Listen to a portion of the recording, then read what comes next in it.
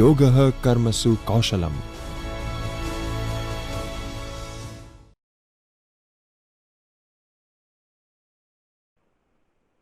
तो फिर मैं अपना प्रेजेंटेशन शुरू करती हूँ। मेरा जो सब्जेक्ट है सोशल साइंस के रिलेटेड। ओके, क्यों नाउ वी विल स्टार्ट।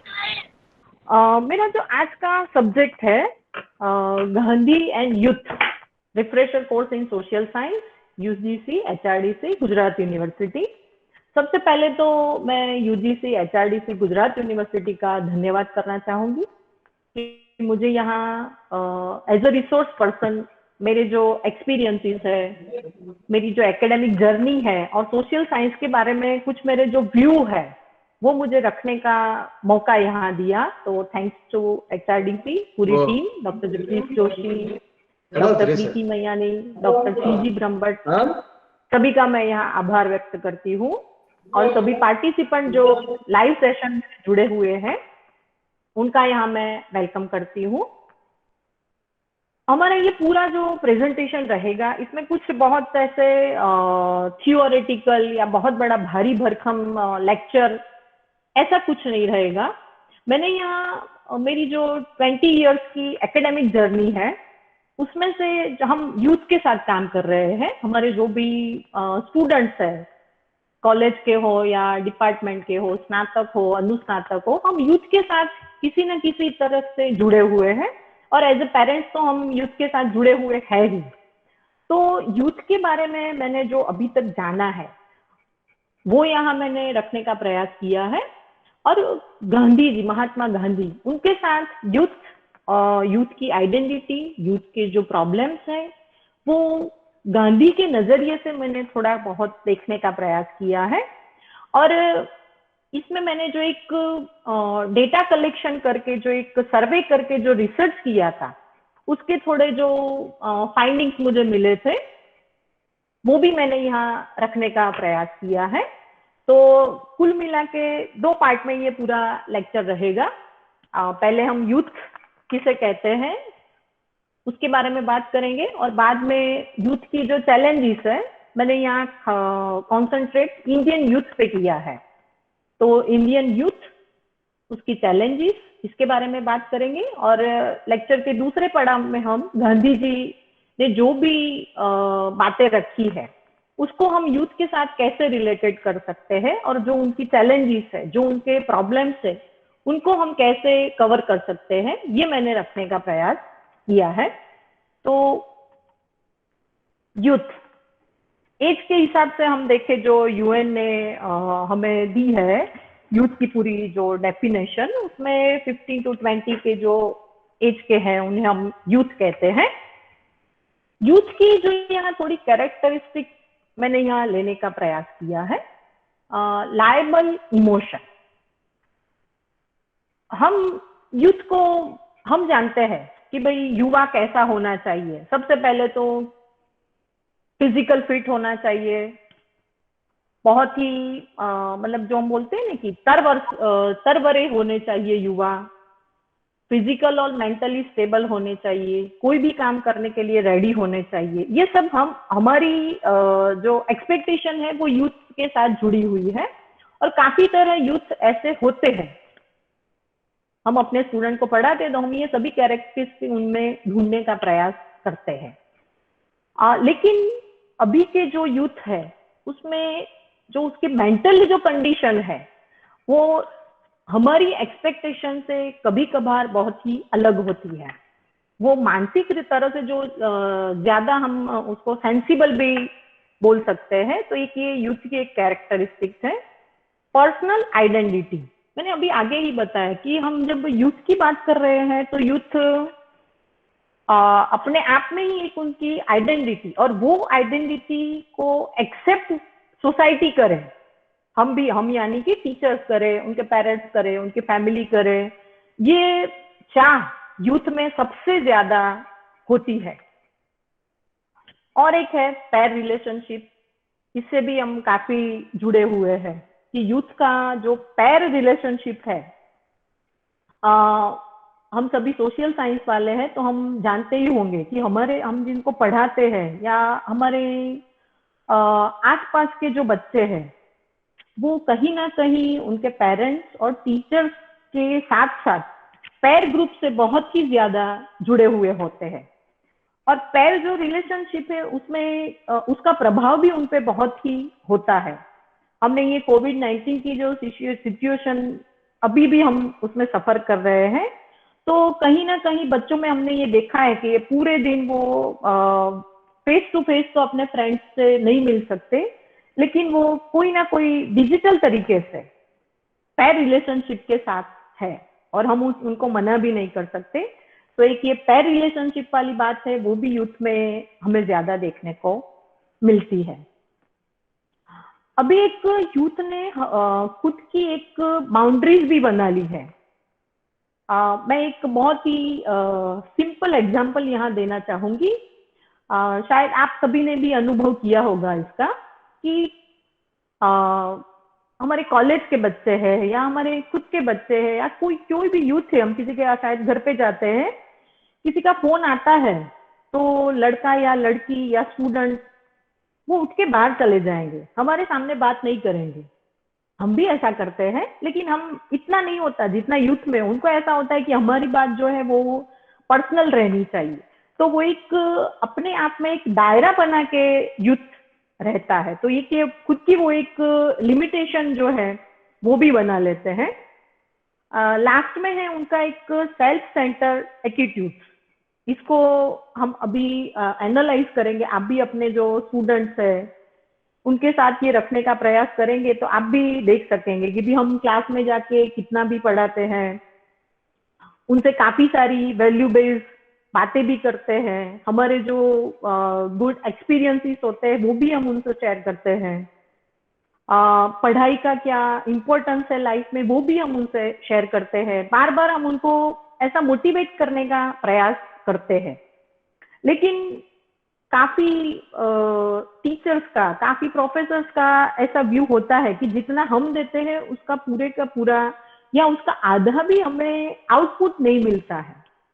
क्योंकि बच्चों को, जो यूथ है, जो हमारे स्टूडेंट्स है, उनको ज्यादा इंटरेस्ट एग्जाम में होता है और एक थोड़ा बहुत सेल्फ सेंटर एटीट्यूड वो भी यूथ में देखने को मिलता है। तो ये जनरल मैंने थोड़ी यूथ के बारे में बात की है।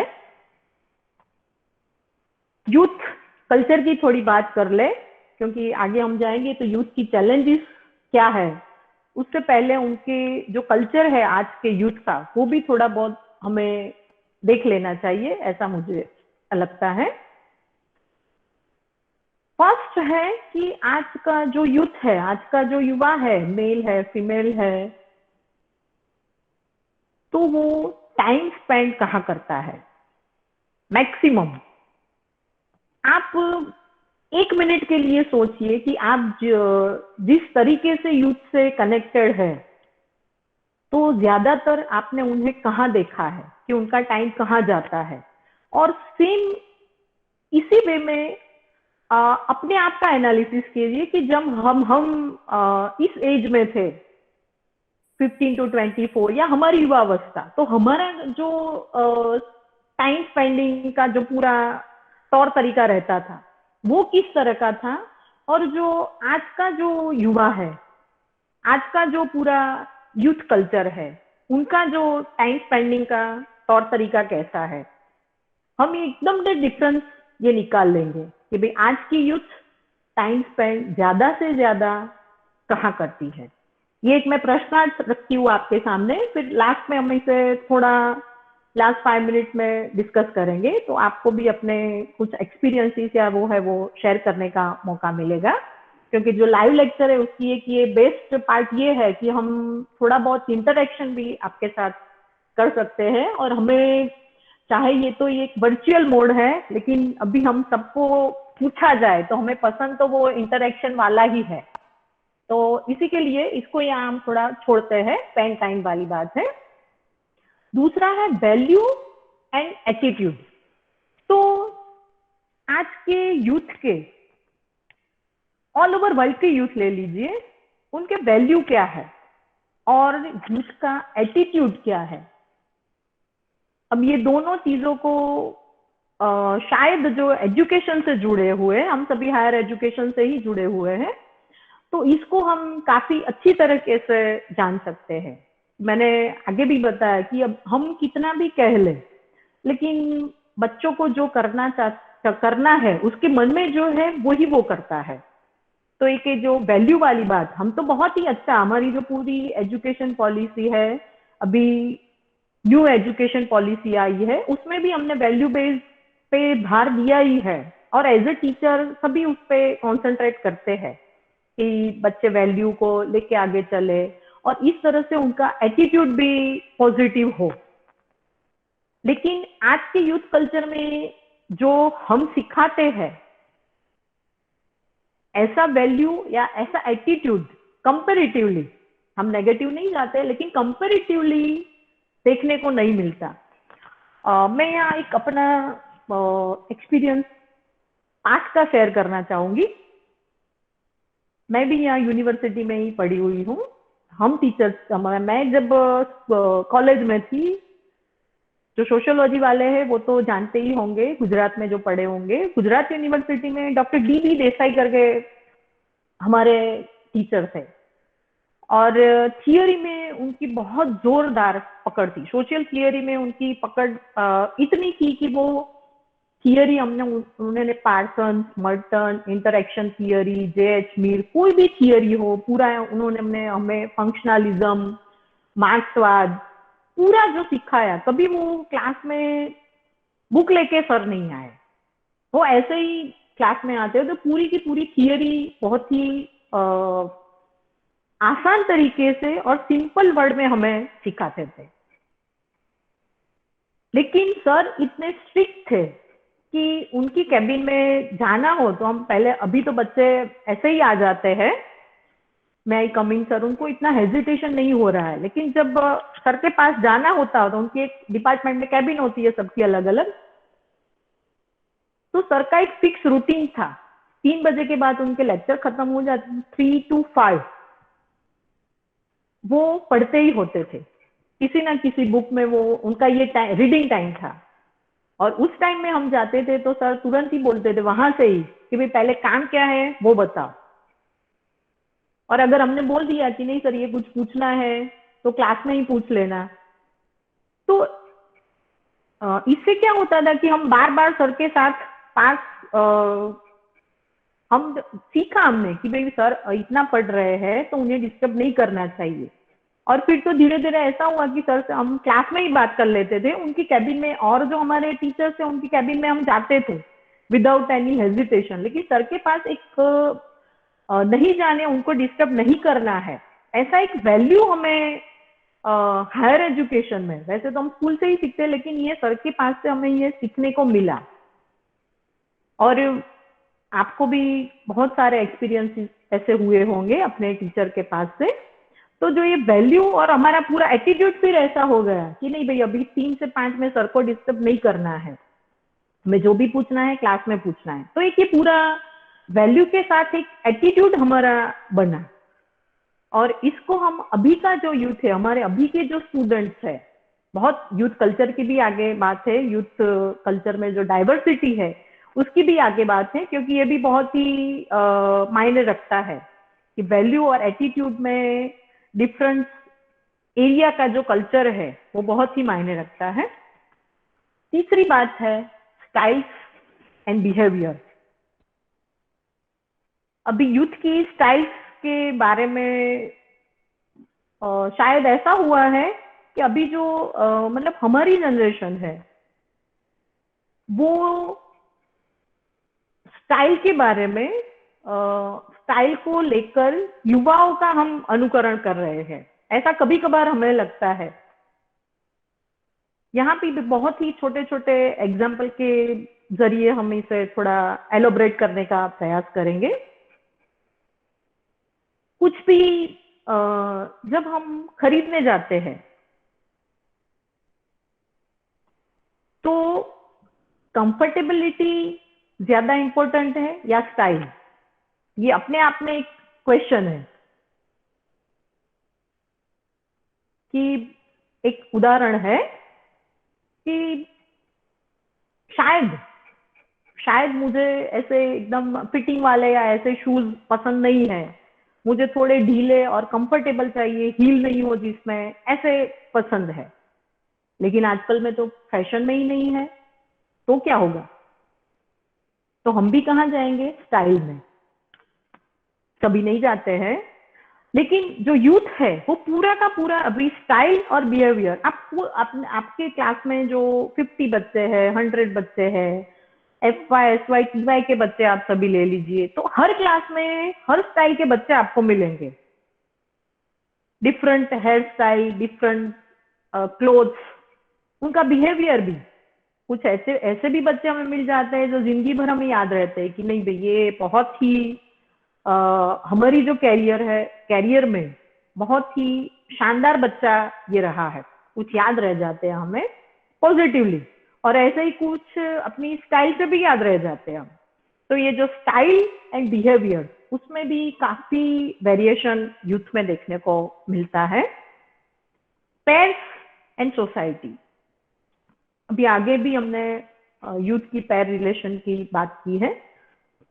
तो जो यूथ के पेयर्स है, पूरा जो उनका जूथ है, उसका सोसाइटी के साथ कैसा रिलेशन है? अपने आप में तो वो एक ग्रुप है ही कि भाई उनके फ्रेंड्स का एक ग्रुप है, लेकिन उनका सोसाइटी के साथ कल्चरली कैसा इफेक्ट है या कैसा कनेक्शन है? तो इसमें हमें पॉजिटिव और नेगेटिव दोनों देखने को मिलते हैं कि कुछ हमने ये कोविड-19 की जो पूरा लॉकडाउन 1 हुआ, 2 हुआ, 3 हुआ, फिर अनलॉक 1 शुरू हुआ, और अभी की जो सिचुएशन है उसमें हमने काफी पॉजिटिव बातें यूथ की ओर से हमने काफी कुछ देखा है कि कई कई आपने न्यूज़पेपर में भी पढ़ा होगा, और काफी जगह हमने देखा कि यूथ है उन्होंने कहीं ना कहीं जो वीकर सेक्शन है या जो जरूरियात वाले हैं उनकी मदद में हमेशा यूथ इस कंडीशन में खड़ा हुआ है। तो एक ये पूरा जो, क्योंकि उनकी जो कैरेक्टरिस्टिक है उसमें ही एक प्रकार का साहस है, कुछ नया करना है, और उसमें यहाँ वैल्यू और एटीट्यूड भी यहाँ इंपॉर्टेंट रखते हैं। तो पेरेंट्स का जो पूरा सोसाइटी के साथ रिलेशन है, तो ये शायद पॉजिटिव वे में भी हम इसको देख सकते हैं। हमने देखा है कि काफी यूथ क्रिएटिव भी हुए हैं ऐसी कंडीशन में, क्योंकि ऐसा हमने सोचा ही नहीं था, ऐसी कंडीशन हमारे सामने आ चुकी है। तो इसमें से ज्यादा क्रिएटिव यूथ हुआ है। तो ये भी एक पॉजिटिव है, उन्होंने सोसाइटी को बहुत काफी कुछ दिया हुआ है। सेम हम नेगेटिव इम्पैक्ट भी है उसकी, ओके, कि भाई यूथ में अगर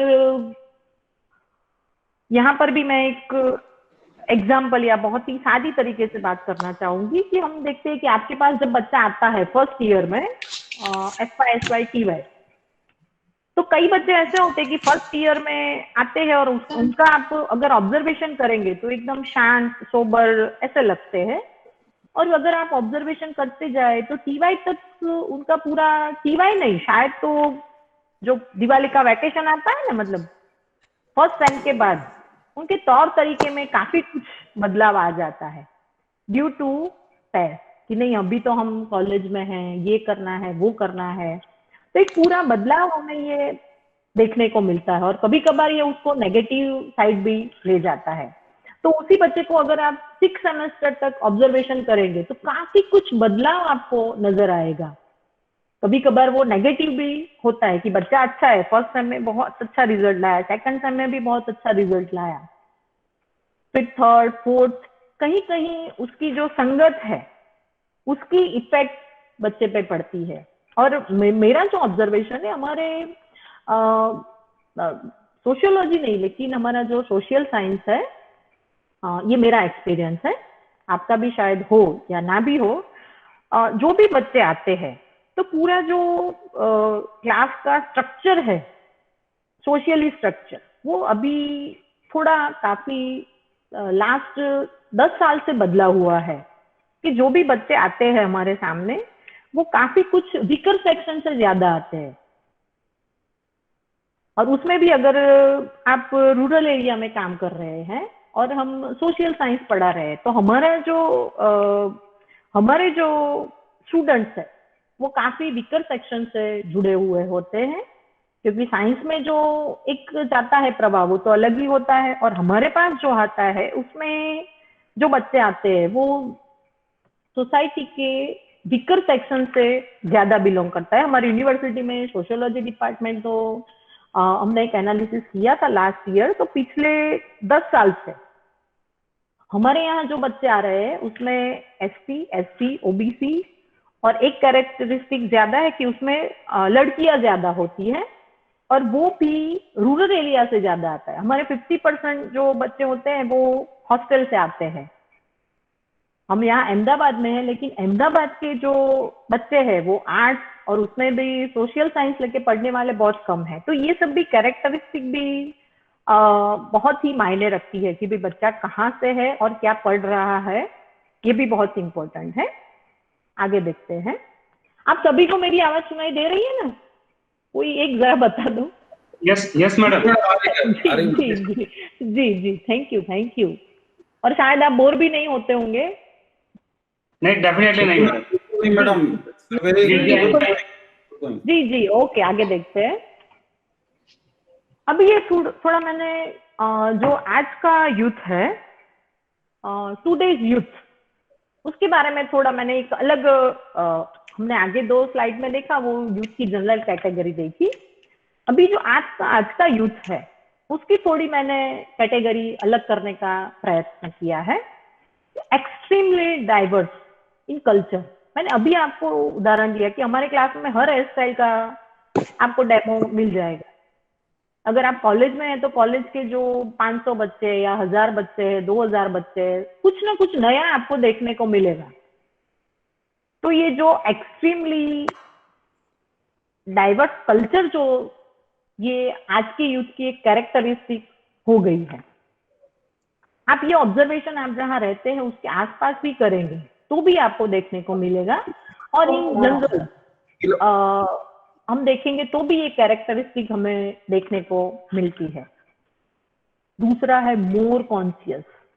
मैंने आगे भी ये बताया कि हम अपनी युवावस्था याद करें और अभी का जो यूथ है, शायद हमारी युवावस्था में इतने कॉन्शियस नहीं थे। माँ ने बोला, पापा ने बोला, टीचर ने बोला, पढ़ना है तो हमने पढ़ा, आगे जाना है तो हम गए, क्या करना है, कौन सी स्ट्रीम में जाना है, ये हमने 10th में डिसाइड नहीं किया था, क्या 12th में हमने डिसाइड नहीं कर लिया था, क्योंकि हमें भी नहीं मालूम था इतना। और आज की अगर आप 8th, 9th या 10th के बच्चे को भी आप पूछेंगे तो उसको पता होगा मुझे ए ग्रुप लेना है, मुझे बी ग्रुप लेना है, मुझे साइंस लेना है, मुझे टीचर बनना है। अभी ये 10th का बच्चा भी वो जानता होगा, वो इतना कॉन्शियस है, मोर कॉन्शियस है। उसके भी काफी रीजंस है, उसके बारे में हम आगे देखते हैं। लेकिन जितना हम कॉन्शियस नहीं थे, बच्चे उतने आज के कॉन्शियस सभी बात में। ऐसा नहीं है कि उसकी वो कैरियर को लेके ही कॉन्शियस है। आपने डांट दिया तो भी वो उसका एक जो सेल्फ, ये पूरी मीड की थियरी है, सोशियोलॉजी और साइकोलॉजी में शायद आती है, जो उसका जो ईगो होता है, सेल्फ होता है, वो मोर पावरफुल टुडेस यूथ का है। ऐसा मुझे लगता है कि हर बात में वो कॉन्शियस है। अगर उसको आप गेस्ट आए और कुछ चीज कि बेटा जाओ बाजार से जरा आइसक्रीम लेके आना, वो एक बार आईने में जरूर देखेगा, अपने बाल ठीक करेगा, लड़का हो या लड़की, फिर जाएगा। बिकॉज ऑफ मोर कॉन्शियसनेस, ये लुक की हो, थॉट्स की हो, सभी में बच्चे काफी कॉन्शियस हो चुके हैं। इसको यहाँ चलिए मैं थोड़े आगे लेते हैं, फिर मैं बहुत बताऊंगी। एक बात मुझे बतानी है, वो छूट ना जाए। पेयर प्रेशर एंड गेमिंग, ये मैं इसके साथ ही जोड़ लेती हूँ। कॉन्शियसनेस, अभी मैंने बताया कि अब बच्चों को एक मोर कॉन्शियस है बच्चे। और आजकल आप सभी ने भी थोड़ा बहुत गेमिंग के बारे में आप जानते ही होंगे। पबजी पे अभी बैन लगा हुआ है, असैसिन्स क्रीड, वैलोरेंट, और पूरा स्टडी आया था उसमें 25% जो गेम है, डिजिटल गेमिंग जो है, वो इंडियन यूथ खेलता है। अभी इतने सारे गेम है, तो अगर आप पूछेंगे बच्चे अंदर अंदर, हमने बातें करते हुए भी सुना है गेम नहीं खेलता तू, तुझे गेम नहीं आती है, तेरा अकाउंट नहीं है। तो एक ये प्रेशर भी होता है उसके ऊपर। हमें शायद मालूम नहीं है कि गेम में क्या है, पबजी में क्या है, उसमें गन ही आती है और धाड़ धाड़ से चला होता। हमें एज ए टीचर हमें ऐसा लगेगा कि इसमें क्या है, ये एकदम रद्दी बात है। लेकिन अगर आप आपके स्टूडेंट्स को पूछो, अगर आपके बच्चे हैं उनसे भी पूछो, और अगर कोई हमें से खेलता है तो उनको भी पता होगा कि इसमें क्या मजा है। उसमें ऐसा ही होता, मैंने तो पबजी भी थोड़ा बहुत देखा है, वो वैलोरेंट का जो गेम है वो भी देखा है। एक असैसिन्स क्रीड करके काफी अच्छा तो नहीं बोल सकते, लेकिन उसमें भी पूरा हिस्टोरिकल है। तो उसमें भी हर रोज नए नए टास्क दिए जाते हैं, और उसमें आपको एक पड़ाव, दूसरा पड़ाव, तीसरा पड़ाव ऐसे जाना होता है, और ऐसे आपके पॉइंट बढ़ते जाते हैं। तो ये पूरा जो अभी का जो पैर है उसके ऊपर एक प्रेशर भी होता है कि वो अगर चाहे उसको नहीं खेलना है गेम, तो उसका जो दोस्त है वो भी उसको बताए। हमें कभी कभी ऐसा लगता है कि लड़के ही ये सब गेम खेलते हैं, तो ऐसा नहीं है। हमारी यूनिवर्सिटी में आफ्टर 3 या 4 लेक्चर जब खत्म हो जाते हैं, तो 5-6 बजे तक बच्चे गार्डन में और ऐसे बैठते हैं, तो वो ग्रुप बना के उसमें भी पबजी खेलते हैं। आपने भी, ये बहुत सिंपल है अभी, तो आपने भी देखा होगा। और ये लॉकडाउन में तो बहुत ही ज्यादा इसका जो नशा हम कह सकते हैं, वो भी काफी हमें देखने को मिला कि उसके लिए तो बच्चों को फोन की डिमांड आई कि अभी हम बाहर नहीं जा सकते, तो हमें फोन तो चाहिए ही चाहिए गेम खेलने के लिए। पढ़ने की बात तो अलग है, वो हम आगे देखते हैं। तो ये पूरा एक गेमिंग का जो है, जो एक वर्चुअल है, लेकिन उसमें भी अगर आप में से कोई भी थोड़ा भी इंटरेस्टेड है, तो ये थोड़ी गेमिंग में क्या होता है वो मैं आपको खेलने का सजेशन तो नहीं दूंगी, बट उसमें क्या मिलता है बच्चों को, ये एक बार हमें जरूर देखना चाहिए। उसमें मैंने थोड़ा उसका जानने के लिए स्टडी किया है। तो उसमें जो गन आती है वो आपके पास, जैसे कपड़े में हमने बोला कि हमारे पास बाटा के शूज है, और ऐसे ही मेरे पास एडिडास के शूज है, या मेरे पास नाइकी के शूज है, या एसिक्स के शूज है, तो उसका एक पूरा डिवाइड हो जाएगा कि मैंने तो बाटा पहना है और आपने एसिक्स पहना है। तो ऐसे गेमिंग में भी ऐसा होता है कि उसकी जो गन होती है, ये वैलोरेंट और पबजी सभी में, उसके कपड़े जो होते हैं, वो कपड़े की जो उसकी झाक जमात होती है, उसको क्या बोलते हैं, वो कुछ स्क्रीन जैसा बोलते हैं, कि जो गन की स्क्रीन से आपका लेवल पता चलता है कि भाई ये जो गेमर है ये तो बहुत ही काफी हमको भारी पड़ेगा। तो ये सब इतना, और ये मैं इसलिए बता रही हूँ कि आज के यूथ की जो मेंटल कंडीशन है उसमें ये सब काफी कुछ भरा पड़ा है, और हमारा बहुत ही निजी नाता इन्हीं यूथ के साथ है। कि जो आज हम अगर बच्चे को कहते हैं कि तेरा ध्यान किधर है, तो हो सके कि उसको हम जब पढ़ा रहे तो फोन में उसको ये किसी गेम का रिमाइंडर आ रहा हो, या शायद वो ऑनलाइन खेल भी रहा हो। तो ये बहुत, ये गेमिंग वाली जो बात है वो एक, हम माने या ना माने, लेकिन ये एक अभी का एक कल्चर बन चुका है यूथ का। रिलेशन,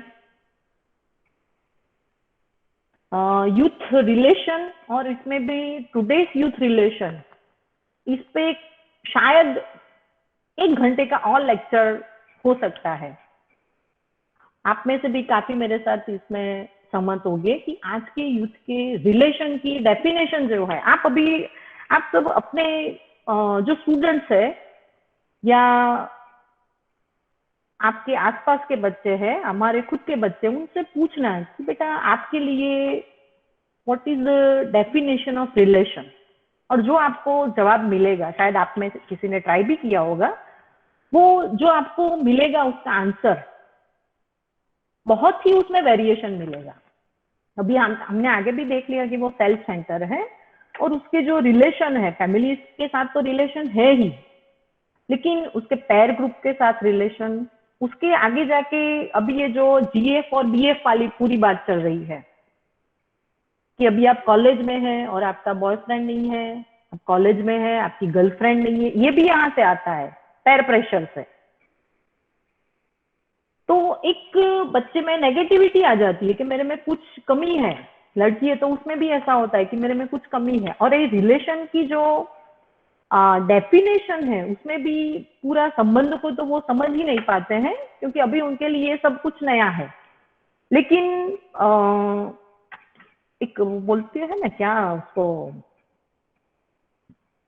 मिल्कत की जो भावना होती है वो उनको ये रिलेशन में ज्यादा हमें देखने को मिलता है। दो बहुत ही अच्छे दोस्त है और उसमें अगर तीसरा आता है तो फिर क्या होता है ये आप देखना। हम भी एक एनालिसिस करते हैं क्लास में कि पहले दिन जब क्लास होता है, पहला जो ओरिएंटेशन होता है, काफी एक दूसरे को बच्चे पहचानते नहीं है, सब अभी अपनी अपनी जगह बैठ जाते हैं और ओरिएंटेशन शुरू होता है। तो एक ही कॉलेज के जो बच्चे हैं जिन्होंने साथ में एडमिशन लिया है वो साथ में बैठेंगे, जो गांव से आए वो अलग अलग बैठेंगे, जो सिटी से आए वो भी बैठेंगे। अभी एक वीक के बाद फिर उसमें एक धीरे धीरे धीरे एक ग्रुप क्रिएट होगा। जो सेम इंटरेस्ट वाले हैं वो एक ग्रुप में जाएंगे और फिर उनकी जो जगह है वो भी फिक्स हो जाएगी कि भाई ये चौथी बेंच पे जो बैठा है तो ये ही होगा, और चौथी बेंच पे जो बैठी है तो ये लड़की ही होगी। तो ये पूरा जो ग्रुप क्रिएशन और ये रिलेशन, ये दोनों एक साथ में जुड़े हुए हैं। इंस्टेंट ग्रेटिफिकेशन, ये भी एक आज के यूथ का एक बहुत ही हम कल्चर भी कह सकते हैं या उसकी नीड भी कह सकते हैं। अगर बच्चे ने ग्लास पानी पे दे दिया तो हम बोलेंगे थैंक यू, और उसको अच्छा भी लगेगा। हम भी एज अ टीचर मोटिवेट करते हैं बच्चों को, लेकिन वो वाली जो बात है कि भाई ये आपका काम है और आपने किया है, तो उसमें आपको ग्रेटिफिकेशन दिया जाए या नहीं दिया जाए। लेकिन आज का जो यूथ है उसको तो चाहिए ही चाहिए। यहाँ मैं सोशल मीडिया वाली बात जो मैंने आगे बताई थी कि मुझे ये पता नहीं है, आपको आपके साथ शेयर करना है। इंस्टा पे अकाउंट, फेसबुक पे अकाउंट, ट्विटर पे अकाउंट, सभी जगह अपने अकाउंट होते हैं। हमारे शायद एक या दो जगह होंगे, लेकिन अगर आप यूथ को देखें सभी जगह उनके अकाउंट्स होंगे। कहीं भी जाएंगे क्लिक करके खुद का फोटो खींचेंगे या कुछ नेचर का, वो तो उसकी चॉइस पे डिपेंड है। एक बार फोटो डाल दिया फिर आप उसका ऑब्जर्वेशन करना है। अगर आपके पास, मैं ये छोटे छोटे ऑब्जर्वेशन करती रहती हूँ, आपके आसपास में यूथ है तो ऑब्जर्वेशन करते रहना। हर 5 मिनट में वो अपना मोबाइल खोलेगा और देखेगा कितने लाइक आए। Instant gratification. अभी आज के जो यूथ है वो तो टेक्नो इमिग्रेंट है, 2000 के बाद के सभी है। हम अभी भी टेक्नो माइग्रेंट है, क्योंकि हमारे समय में तो पेजर था शायद, मुझे याद है अभी भी, जिसमें सिर्फ हम मैसेज ही कर सकते थे और ये कोड वाला फोन था। मोबाइल वाली बात तो थी ही नहीं जब हम कॉलेज में पढ़ते थे, तो ये सब बातें वहां पे नहीं थी। लेकिन अभी के जो बच्चे हैं वो तो शायद टेक्नोलॉजी में ही पैदा हुए हैं, तो ये हम इसको बोल सकते हैं कि उनको सभी बात में, अगर यूट्यूब में वो आज के आप वीडियो भी देखें, काफी अच्छे अच्छे वीडियो भी यूथ डालते हैं, तो कुछ भी क्रिएटिव उसने डाला है तो उसका वो जो पैरामीटर वो देखेगा बच्चा, वो उसके लाइक्स और डिसलाइक्स से वो मेजर करता है कि मैंने एक कुछ सितार वादन का या कुछ हारमोनियम का कुछ भी वीडियो डाल दिया और उसमें मुझे कमेंट्स कितनी आई, मुझे लाइक कितनी आई, तो मैं अच्छा करता हूँ, और अगर नहीं आई तो मैं अच्छा नहीं करता। मतलब यहाँ कि वो पूरा जो उसका नजरिया है वो लाइक और डिसलाइक पे है। कभी कभार तो बच्चे हमें भी शेयर करते हैं कि मैंने यूट्यूब पे रखा है या मैंने ये इंस्टा पे पोस्ट डाली है, मम्मा जरा आप भी लाइक कर देना, या दोस्तों को भी बोलते हैं फोन करके मैंने अभी अभी ये कुछ रखा है आप लाइक कर दो। तो ये जो, और हम सब जानते हैं कि ये पूरा एक वर्चुअल प्लेटफॉर्म है, जिसने आपको लाइक दी है वो हकीकत में वास्तव में आपको लाइक करता है या नहीं है वो तो एक और बात है, लेकिन ये अभी यूथ की समझ में ये बात नहीं आ रहा है कि ये पूरा जो है वो वर्चुअल है। लेकिन अभी उनकी जिंदगी हमसे भी ज्यादा वर्चुअल प्लेटफॉर्म पे ज्यादा जुड़ी हुई है, ऐसा हम कह सकते हैं। तो ये इंस्टेंट ग्रेटिफिकेशन उसको सभी चीजों में चाहिए। अभी एक बात है रोल मॉडल कि भाई जो आज का यूथ है उसके रोल मॉडल कौन है। मैंने तो काफी बार हमारे जो स्टूडेंट्स हैं उनसे भी पूछा है, और साइंस के जो स्टूडेंट होते हैं, हमने लास्ट टू लास्ट ईयर एक सर्वे कराया था स्कूल के बच्चों का जो 9वीं और 10वीं क्लास में पढ़ते हैं, उनसे हमारे ही बच्चे ने ये किया था। हमारे जो एमए के 4th सेम के जो स्टूडेंट होते हैं उनको हम हर साल एक ऐसा कुछ छोटा सा सर्वे का टॉपिक देते हैं। तो उसमें हमने उनसे पूछा था स्कूल के बच्चों को कि आगे क्या पढ़ना है और क्या बनना है। बस 3 या 4 क्वेश्चन ही हमने उसको पूछे थे, नाम, जेंडर, उसकी एज, वो एरिया कहाँ है और उसको क्या बनना है और उसको कौन पसंद है, इतना हमने पूछा था। तकरीबन 500 से 600 हमारे पास बच्चों का डेटा आया था और उसका एनालिसिस हमने किया था। बहुत ही कम बच्चे थे कि जिनको टीचर बनना है, बहुत ही कम। सभी को ए ग्रुप लेना है और बी ग्रुप लेना है, डॉक्टर बनना है या इंजीनियर। मतलब जो पुरानी सोच है कि इसके अलावा तो कुछ ज्यादा हो ही नहीं सकता। अगर आपको सक्सेसफुल होना है तो डॉक्टर ही बनना पड़ेगा, अगर आपको सक्सेसफुल होना है तो आपको इंजीनियर बनना पड़ेगा।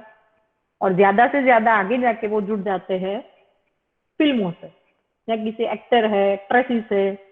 तो आप भी ये पूछना आपके जो स्टूडेंट्स है कि बेटे आपके रोल मॉडल कौन है, और जो भी नाम आएंगे आप जरा उसको देखना। बहुत ही इंटरेस्टिंग होगा कि हमारे जो रोल मॉडल्स है और बच्चों के जो आज के जो यूथ है उसके जो रोल मॉडल्स है, काफी आपको उसमें डिफरेंस और ताज्जुब भी होगा। कई कई बार मैंने ये एक्टिविटी की है, आप भी जरा करना।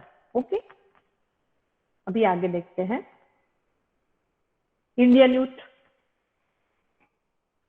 यूथ अपॉर्चुनिटी भी है और उसके साथ साथ चैलेंजेस भी बहुत काफी है।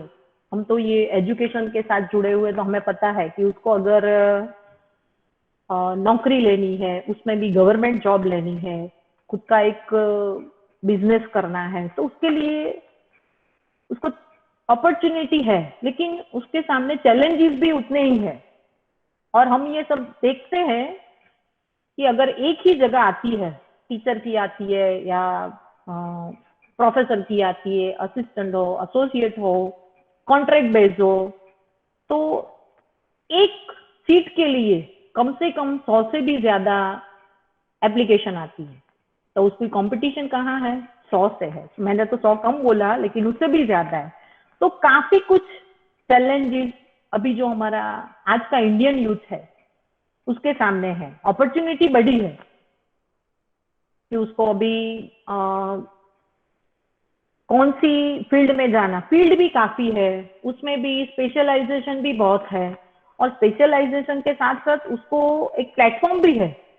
अगर स्कूल नहीं जाना है तो भी आज का बच्चा काफी कुछ जान सकता है, वो नेट से भी काफी कुछ जान सकता है, अलग अलग कौरसेरा के थ्रू या अलग अलग यूनिवर्सिटी की जो फ्री वीडियोस है या फ्री बुक्स रखी है उसमें से जाके भी वो इंफॉर्मेशन ले सकता है। तो उसके पास अपॉर्चुनिटीज है, लेकिन उतनी ही उसके पास चैलेंजेस भी है, जितनी चैलेंजेस हमने फेस शायद नहीं की है।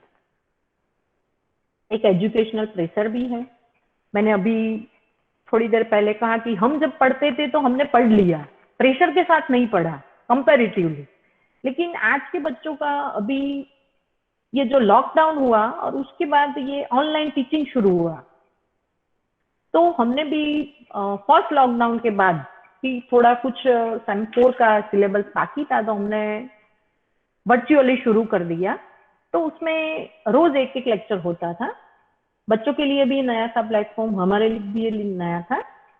तो बच्चों को पढ़ाते पढ़ाते क्योंकि उस टाइम उनको भी वीडियो ऑन करना ऑफ करना वो ज्यादातर इतना नहीं आता था, तो कभी कभी बच्चे सभी वीडियो ऑन करके ही पूरा का पूरा लेक्चर देखते थे। तो 1 दिन 2 दिन 3 दिन फिर कुछ ऐसा बच्चों को पढ़ाते पढ़ाते रियलाइज हुआ कि मैं क्लास में जिन्हें पढ़ा रही थी और ये सब मेरे सामने जो है, तो काफी कुछ बुझे बुझे से और उनके मन में कुछ बहुत ही भरा पड़ा हुआ ऐसा लगता है। तो 15 दिन के लेक्चर के बाद मैंने एक दिन बोला बच्चों को, ग्रुप में मैसेज डाला कि भाई कल का जो लेक्चर होगा उसमें हम कुछ पढ़ेंगे नहीं, आप अपना एक्सपीरियंस शेयर करना है। ये जो पूरा 15-20 दिन का लॉकडाउन हुआ है, आप जहां भी है, कुछ गांव में थे, कुछ यहाँ पे थे, कोई रिलेटिव्स के यहाँ फंस गए थे। फिर हमने वो लेक्चर शुरू किया। मुझे भी ताज्जुब हुआ कि जो बच्चे लेक्चर नेटवर्क की वजह से या मोबाइल नहीं होने की वजह से अटेंड नहीं कर पा रहे थे, वो बच्चे भी उस दिन आए लेक्चर में और उन्होंने जो बताया कि सबसे ज्यादा उन्हें टेंशन उनकी एग्जाम की है, क्योंकि कैसे एग्जाम होगा। फिर सेम 4 में तो डिसर्टेशन भी होता है, उसका काम उनका अधूरा रह गया था। तो हम सोचो कि कितना प्रेशर होता है। यहाँ मैं 1-2 और भी उदाहरण देना चाहूंगी। ये तो मैंने अपने जो स्टूडेंट्स है हायर एजुकेशन के उनकी बात की।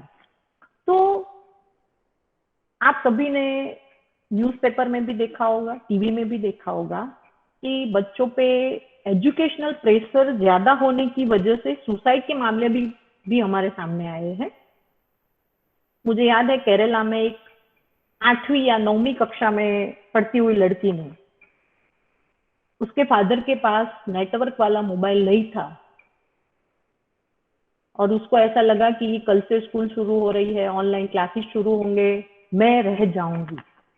तो ये जो सिकनेस है, ये जो पूरा एजुकेशनली एक्सक्लूजन, वो आज के बच्चे और उसमें भी हमारे जो इंडियन यूथ है, बाहर के देशों में, आप विदेशों में देखो तो उनको कुछ ऑनलाइन से बहुत काफी फर्क नहीं पड़ा है, क्योंकि वो वैसे भी उसके हैबिचुएट थे ही। लेकिन हमारे जो बच्चे थे वो तो फेस टू फेस पढ़ाई में ही थे। तो ये तो मैंने एक बोला, काफी कुछ ऐसा आया कि उसको एजुकेशनल प्रेशर आज पूरे इंडियन यूथ में हमें देखने को मिलता है। कंपटीशन वाली बात हम आगे चैलेंजेस में देख चुके हैं। स्ट्रक्चरल प्रेशर ये भी इंडियन यूथ में मैंने आगे रोल मॉडल की बात कही। यूथ की बात हम करते हैं, मैं यहाँ अपनी बात रखूंगी कि अगर सुबह उठ के हम न्यूज़पेपर देखते हैं कुछ, या आप टीवी पे न्यूज देखते हैं, कुछ चैनल पे न्यूज देखते हैं, और कोई हमसे ही क्वेश्चन करे कि भाई इस कंडीशन में आपका क्या कहना है और आप क्या करेंगे। एक तरफ से पूरा कोविड-19 का सिचुएशन है जो किसी ने कभी भी सोचा नहीं था, देखा नहीं था, हम सभी फेस कर रहे हैं। एक तरफ से इकोनॉमी गिर रही है, एक तरफ से एजुकेशन में बदलाव आ रहे हैं। हमें भी प्रेशर शुरू में था कि भाई ऑनलाइन क्लास कैसे लेंगे, क्योंकि हम भी इतने टेक्नो सेवी नहीं थे, तो ये पूरा प्रेशर हमारे ऊपर भी था। जॉब है तो अच्छा है, लेकिन अगर जॉब नहीं है तो ये पूरा जो स्ट्रक्चरल प्रेशर है वो इंडियन यूथ के ऊपर काफी है, क्योंकि उसको क्या करना है उसका कोई पाथ हम अभी तक नहीं बना पा रहे हैं। उसकी वजह क्या है वो तो एक क्वेश्चन मार्क है, आगे देखते हैं। ये मैंने कुछ डेटा रखे हैं कि जो यूथ में सुसाइड 2018 में हुए हैं। यहाँ आप देखिए 18 and below 30 years, male and female.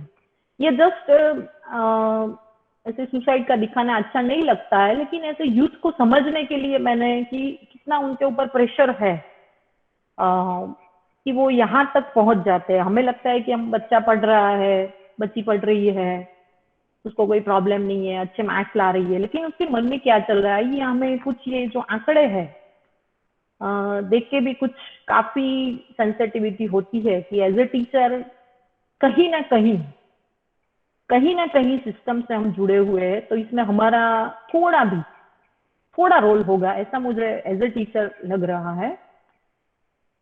ये दूसरा है, इसमें भी आप उनके जो स्टूडेंट्स है 7.6 स्टूडेंट्स भी है। देखिए यहाँ no education, primary level, middle level, secondary level, higher education level 12.8, 15.9, 16.4 लगातार बढ़त हो रही है। ये थोड़ा छोटा है, लेकिन इसमें भी देखिए रीजंस है बच्चों के, आप अपनी स्क्रीन पर जूम करके देख सकते हैं कि किस वजह से वो, हमें लगता है कि ऐसी फोन जैसी बात में बच्चे ने अपना ऐसा सुसाइड कर लिया, लेकिन हमारे लिए ये छोटी बात होती है, लेकिन उसके नजरिए से यार उसके लिए मोबाइल शायद सब कुछ होता है। तो ये यूथ को चैलेंजेस, यूथ की कैरेक्टरिस्टिक, उसको जानने के लिए मैंने ये सब डेटा यहाँ पे रखे हुए हैं। Sorry, madam, to disturb, but we are not able to see the PPT screen. Maybe it's not problem just with me. PPT तो यहाँ पे है, सभी का प्रॉब्लम है, पीपीटी नहीं दिख रही है? नहीं मैडम, दिख रहा है। हाँ, तो मैडम शायद आपका नहीं दिख रहा है madam. Yes ma'am, PPT is not, अभी दिख रहा है? ये चेंज हो रहा है मैडम, दिख रहा है। मैडम देख रहा है? हाँ यस मैडम, पीपीटी नहीं शो नहीं हो रही। Small, it is difficult to see it. नहीं मतलब ये जो आंकड़े हैं वही ना, अभी आगे का तो सब आपको दिखा ना? ना सब कुछ नहीं दिखा है। पहला वाला दिख रहा है मैडम, अभी का नहीं। एक मिनट आप नो प्रॉब्लम। हेलो, एक कोई बोलेंगे तो मुझे सुनाई अच्छी तरीके से कैसे देगा? एक्चुअली मैम पीपीटी नहीं दिखाई दे रहा है मैडम। मतलब ये जो आंकड़े हैं वो ही नहीं दिख रहे या ये सभी नहीं दिख रहा है?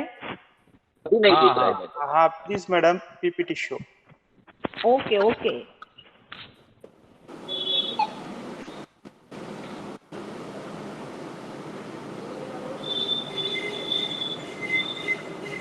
अभी दिख रहा है? मैडम दिख रहा है, वो सिर्फ वो टेबल के बारे में ही शायद बोल रहे हैं, सब दिख रहा है। ओके, वो मैंने एक्सक्यूज मी, टेबल तो और भी मैंने जो पीपीटी रखी है ना अलग से, आपको वो मिल जाएंगे, तो उसमें आप जूम करके भी देख सकते हैं, क्योंकि वो टेबल को पूरा पीपीटी में लेना थोड़ी उसकी लिमिटेशन होती है। बाकी ये सब तो आपको दिखाई देता है ना? मैडम मेल कर देना, पीपीटी मेल कर देना, इसमें रख देना। जी श्योर, ओके मेल कर देंगे आपको जी। Okay, sorry for inconvenience. Okay, हम कंटिन्यू करते हैं आगे। Thank you madam, thank you.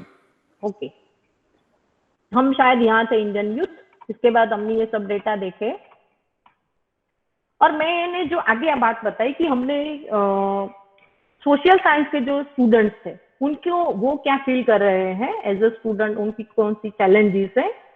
तो ये बच्चों का हमने कुछ क्वेश्चनरी के थ्रू, उनका केस स्टडी के थ्रू डेटा कलेक्शन किया था। तो उनके उसमें जो मुझे रिजल्ट देखने को मिला, educational pressure, adjustment problem, fear of unemployment, early marriage, ये सब मुझे देखने को मिला। अभी आती है यहाँ और मेरा जो टॉपिक है यूथ एंड गांधी। हमने देखा कि यूथ के इतने सारे मेंटल प्रेशर है, उनका एजुकेशनल प्रेशर है, रोल मॉडल क्या, उन्हें खुद नहीं पता कि क्या करना है और कहाँ जाना है। तो यहाँ गांधी ने जो एजुकेशन और पूरी जो एजुकेशन कैसा होना चाहिए और उन्होंने तो इम्प्लीमेंटेशन भी किया था। तो किस तरह से हम हमारे जो यूथ है उसकी जो चैलेंजेस है वो कम कर सकते हैं, क्या उसमें कुछ ऐड कर सकते हैं। तो ये पूरा जो महात्मा गांधी ने जो एजुकेशन थॉट दिए थे वो मैंने यहाँ रखे हैं। 3H वो आप सब जानते ही होंगे, हार्ट, हैंड और हेड की जो एजुकेशन है उसके बारे में गांधी जी ने हमें बताया था। उन्होंने जॉयफुल लर्निंग के बारे में बताया था, सेटिस्फेक्शन और क्रिएटिविटी। आपने जो गांधीयन जो स्कूल है उसमें आज भी ये अप्रोच रहता है कि बच्चा कुछ भी जो करता है उसमें उसको क्रिएटिविटी का कुछ आनंद या संतोष मिलना चाहिए। आज भी विद्यापीठ में भी जाओ तो आपको चरखा तो चलाना ही पड़ेगा, और उसमें से जो बनता है, अगर बच्चा उसमें से आपका खुद का कपड़ा बना लेता है, तो ये जो वो क्रिएटिविटी का जो आनंद है वो हम हमारी अभी की जो एजुकेशन सिस्टम है, और उसमें भी हायर उसमें हम नहीं दे सकते। हम बच्चों को बोलते हैं चलो आपका प्रेजेंटेशन लाओ, आपका असाइनमेंट लाओ, आपने एग्जाम दे दी, आपकी जो प्रेजेंट है उसके मुताबिक आपको मार्क्स मिलेंगे। तो एक पूरा हमने उसको स्टीरियोटाइप कर दिया है कि ये करना है, वो करना है, ये करना है, वो करना है, फिनिश। लेकिन उसमें उसकी क्रिएटिविटी कहाँ पे है, वो एक क्वेश्चन है कि हमने ये सब काफी कुछ बंद कर दिया है। लेकिन ये गांधीयन थॉट्स और उनके जो एजुकेशन थॉट्स है उसमें ये था। एडजस्टमेंट वाली जो बात है, तो यहाँ गांधी जी के जो कोटेशन है वो मैंने यहाँ रखने का प्रयास किया है कि most individual do not change unless society is form. कि जब तक सोसाइटी में कुछ रिफॉर्म नहीं होगा तब तक हम जो चाहते हैं ऐसा यूथ या ऐसी सोसाइटी नहीं मिलेगा। गांधी जी ने बहुत ही अच्छी बात बताई है, जो युवा ये फेल्यूर में हमने सुसाइड के पूरे आंकड़े देखे कि अगर एक सब्जेक्ट में भी वो फेल होता है या उसको जिस फील्ड में जाना है उसमें एडमिशन नहीं मिलता है, तो ऐसे छोटे छोटे फेल्यूर से युवा ऐसा रास्ता अपना लेते हैं। तो यहाँ the failure lies with the considerance not the individual. तो वो बोलते हैं कि जो भी फेल होता है वो व्यक्ति खुद की अपनी ही गलती से फेल नहीं होता है, उसमें कहीं ना कहीं समाज का जो हम बोलते हैं हिस्सा, वो कहीं ना कहीं रहता है, ऐसा हम कह सकते हैं। इंटरनल वैल्यू की भी उन्होंने बात कही है।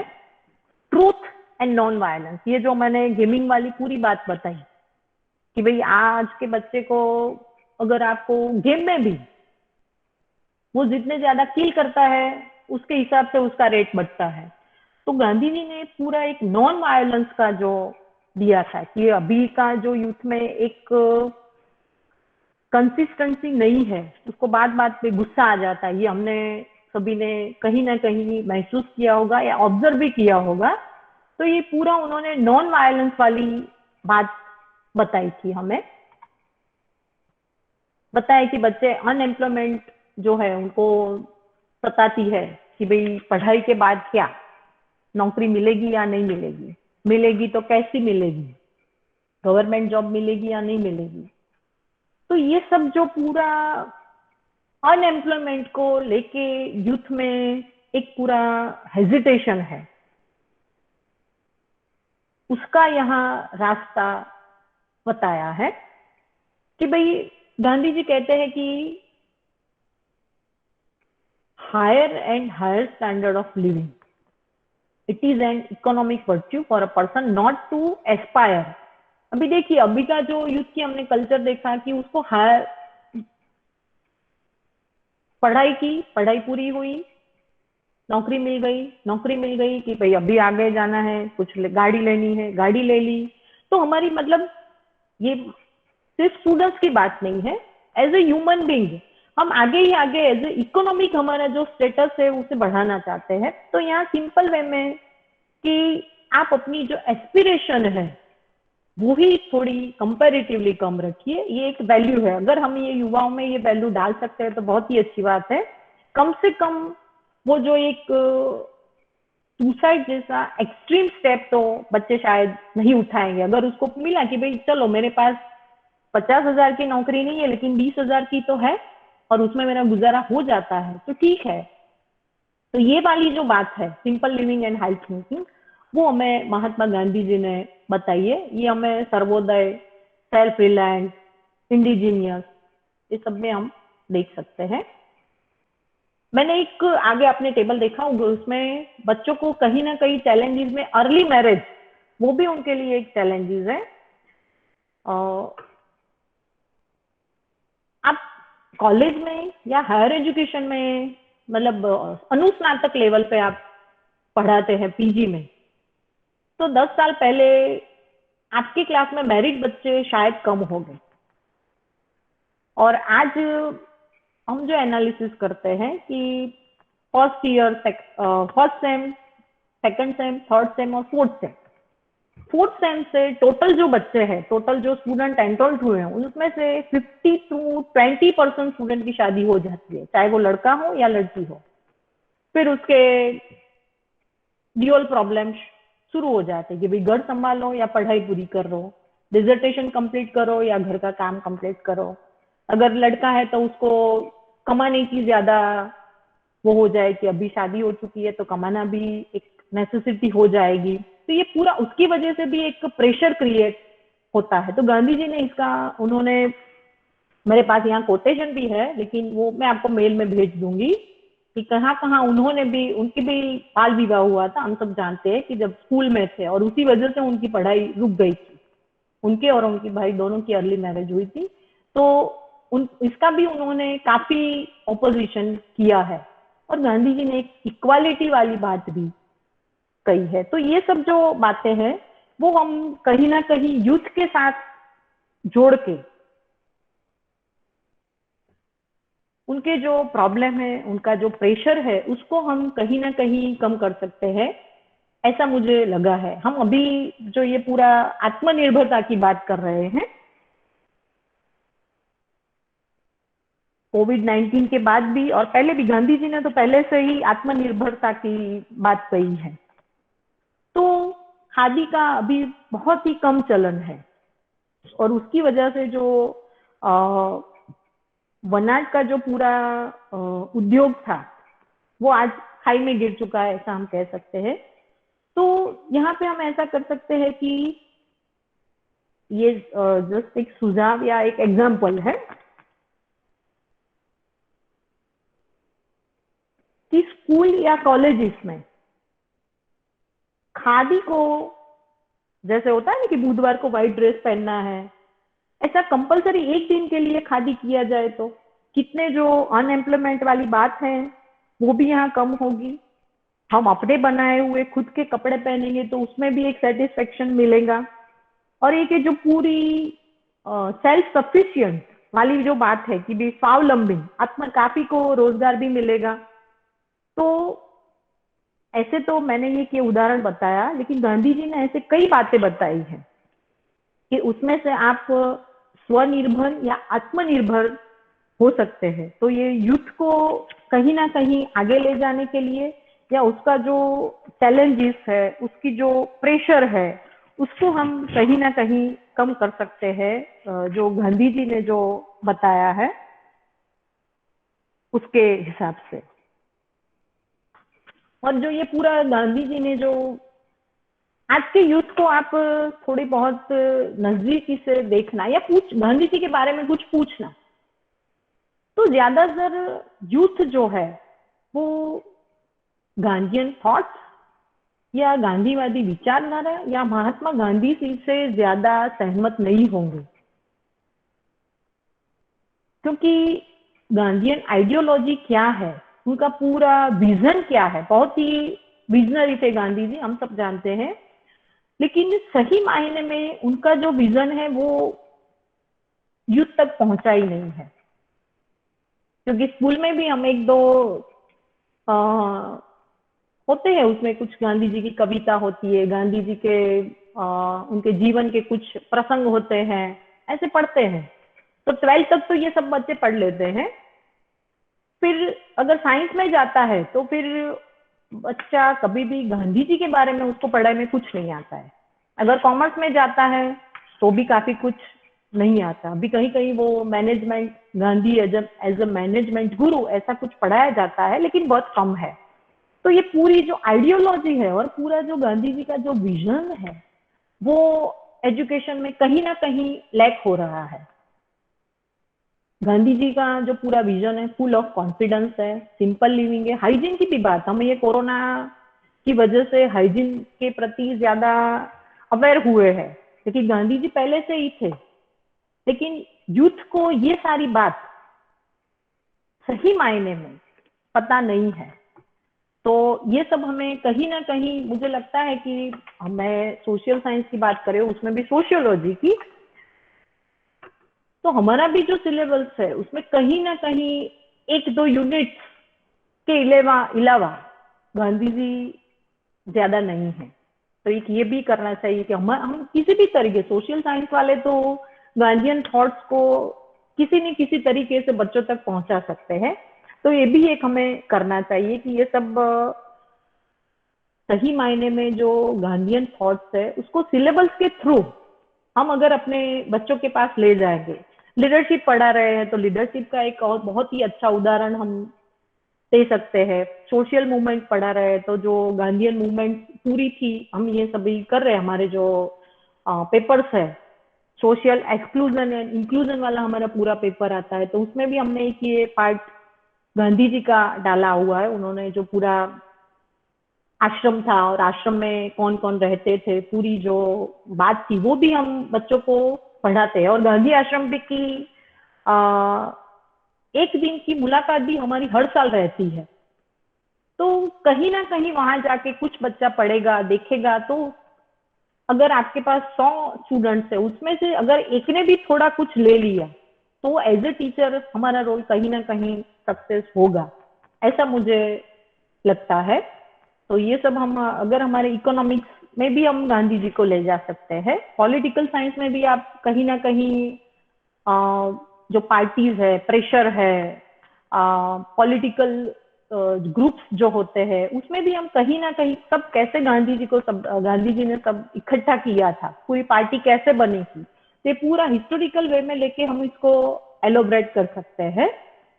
और अगर बच्चे ये सब पढ़ेंगे, शायद होगा भी काफी इंस्टीट्यूशन में और विश्वविद्यालय में ये पढ़ाया जाता है, लेकिन अभी भी उसको यूथ के साथ और यूथ सही मायने में इसे जाने और इंटरेस्ट ले, ये बहुत बड़ी बात है कि एज उसे पढ़ना है और वो पढ़ लेता है और पढ़ाई पूरी होने के बाद खत्म, फर्स्ट क्लास आ गया, डिस्टिंक्शन आ गया। बट अगर उसको उसके लाइफ में हमें उसको उतारना है कि नहीं, यूथ को इतना तो ये जो गांधी के जो विचार है वो आने चाहिए, तो सबसे पहले हमें भी उसको आत्मसात करना पड़ेगा और फिर हम कहीं किसी न किसी तरीके से हम उसको बच्चों में भी ला सकते हैं, ऐसा मुझे लगता है। ये सब रेफरेंस है और यहाँ पे मैं जो पूरा मेरा प्रेजेंटेशन है वो यहाँ मैं पूरा करती हूँ और आप सभी ने बहुत ही विदाउट एनी कैओस, बाकी लाइव लेक्चर्स में सबसे ज्यादा दिक्कत यही होती है, दिक्कत तो नहीं बोलते हैं, मैं इसको ब्यूटी ऑफ टेक्नोलॉजी भी हम बोल सकते हैं। तो ये काफी कुछ नहीं मुझे फेस करना पड़ा, तो सभी जो पार्टिसिपेंट है, सभी प्रतिभागी है, उनका मैं धन्यवाद अदा करूंगी। और फिर से HRDC गुजरात यूनिवर्सिटी, उन्होंने मुझे ये जो पूरा मौका दिया मेरी बात रखने का, मेरे एक्सपीरियंस जो कुछ थे और व्यूज थे उसे यहाँ रखने का मुझे मौका दिया, तो HRDC का तहे दिल से यहाँ शुक्रिया अदा करना चाहूंगी मैं।